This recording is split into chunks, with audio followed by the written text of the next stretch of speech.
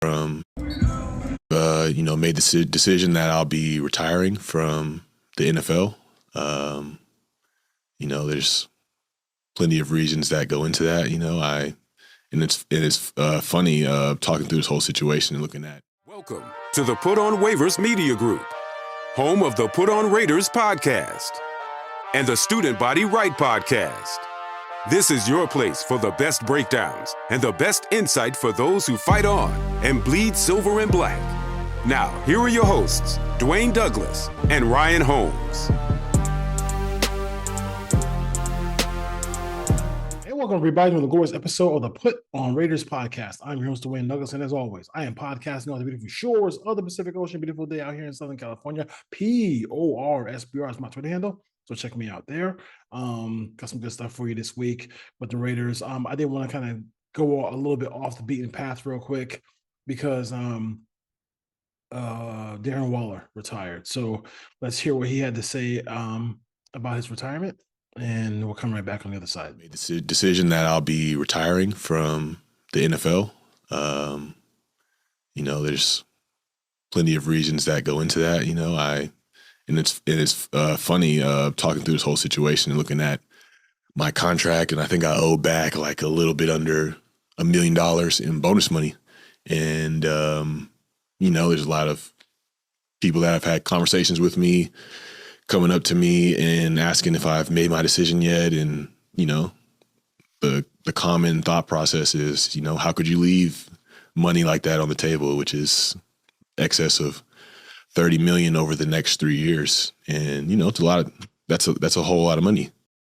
$750,000 is a lot of money. And I understand and respect that. But,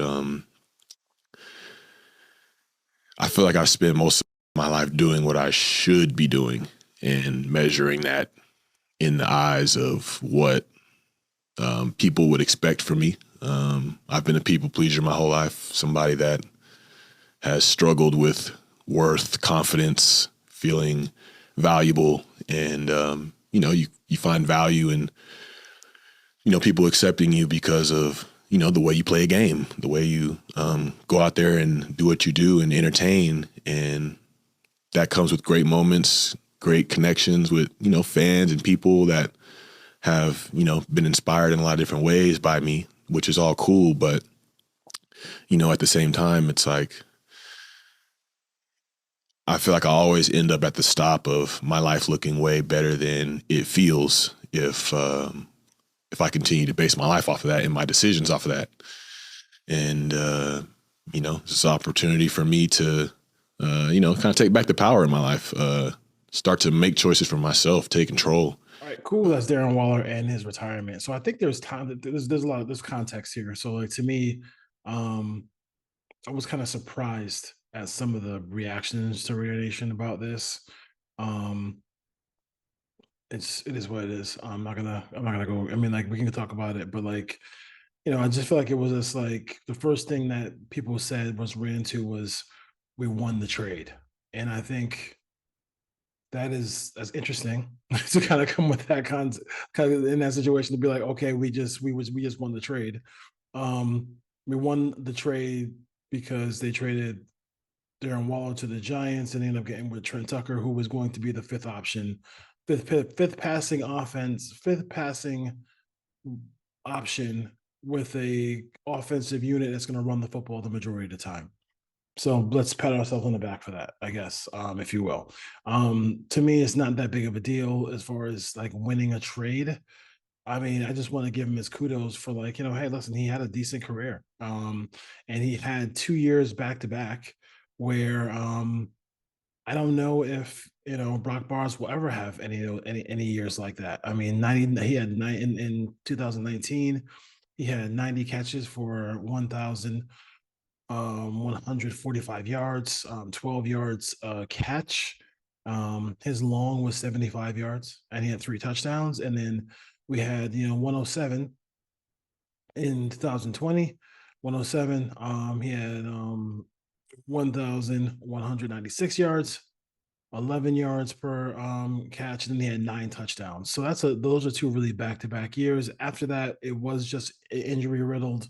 all those things like that. Who knows about the personal talk about? He talks about some really deep stuff as far as like his life and everything that he's going through. We know that he and Keisha and Plum are going through a divorce, so that can be crazy as well. But the human side of it is like, okay, I think football kind of saved him. Like, you know what I mean? He was really in a dark place. And I think you end up dipping into that dark place when you do deal with substance abuse. We talked about for how many games did we hear like, Darren Waller and Max Crosby be talked about by the announcers all the time about, hey, this is this is what these guys went through, and they're trying to come out the other side of it. And it's one of those things with some substance abuse, like it never ends. It never ends. And whether you like his music or not, I think that's one of his music videos, all that stuff like that. Like, it is what it is. Rappers want to be ball players want to be rappers. And we all know whether it's good or bad, it is what it is. He has a musical background in his family. I don't really care for some of the songs, but I mean it is what it is. Like, if I'm looking for hip hop music, I'm not gonna run to Darren Waller. It's just like I'm not gonna run to Max Crosby for it. But I do think that the part of it where we just talked about we won the trade, I mean, you have a functional NFL player right now, and the Giants have a guy who retired. So in that aspects, you did. But when you look at the football side of it, Trent Tucker is going again. He is going to be the guy who can have a game where he has 3 catches, 99 yards, boom, like, and then and hit one touchdown, and then that could be it or not. Like, I mean, he can make an impact in the game.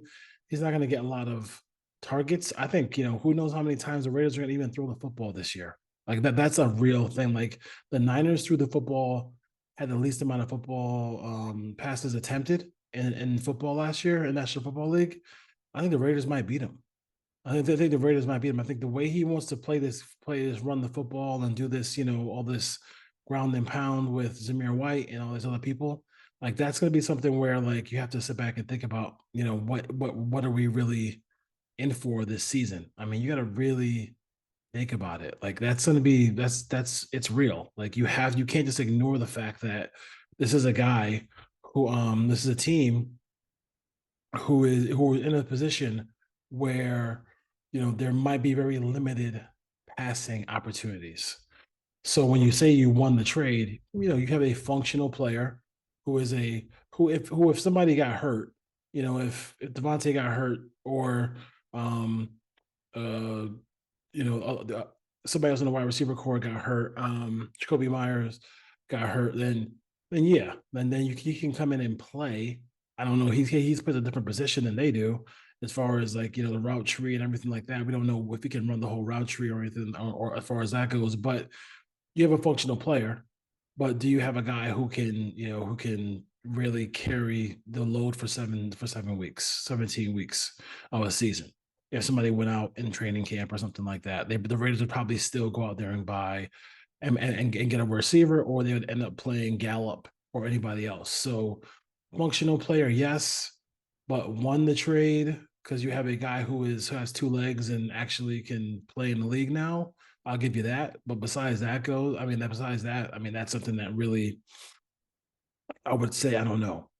I don't know about winning trades because I think we spend too much time of trying to find wins because we can't win on the field.